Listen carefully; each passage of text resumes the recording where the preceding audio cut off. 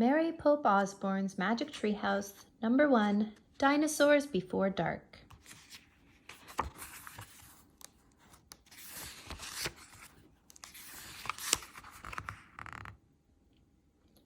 Chapter 1, Into the Woods. "Help! A monster!" said Annie. "Yeah, sure," said Jack. "A real monster in Frog Creek, Pennsylvania." "Run, Jack!" said Annie. She ran up the road. Oh, brother, thought Jack. This is what he got for spending time with his 7-year-old sister. Annie loved to pretend stuff, but Jack was 8.5. He liked real things. "Watch out, Jack! The monster's coming!" said Annie. Jack didn't say anything. "Come on, Jack, I'll race you," said Annie. "No thanks," said Jack. Annie raced alone into the woods. Jack looked at the sky. The sun was about to set. "Come on, Annie, it's time to go home," yelled Jack. But Annie didn't answer.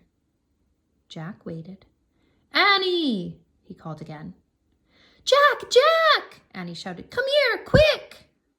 Jack groaned. "This better be good," he said. Jack left the road and headed into the woods.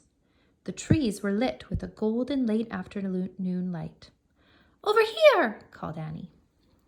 Annie was standing under a tall oak tree. "Look," she said. She pointed at a rope ladder. It was hanging down from high in the tree. "Wow," Jack whispered. At the top of the tree was a tree house, tucked between 2 branches. "That must be the highest tree house in the world," said Annie. "Who built it?" asked Jack.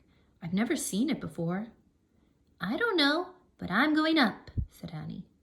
"No, we don't know who it belongs to," said Jack. "Just for a teeny minute," said Annie. She started up the ladder.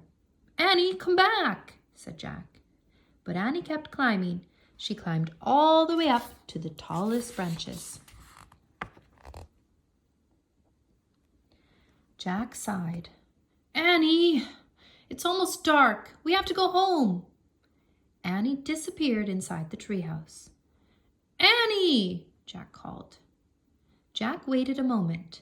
He was about to call again when Annie poked her head out of the treehouse window. "Books!" Annie shouted. "What?" Jack said. "It's filled with books," said Annie. Oh man, Jack thought. He loved books. Jack pushed his glasses into place. He gripped the sides of the rope ladder and started up.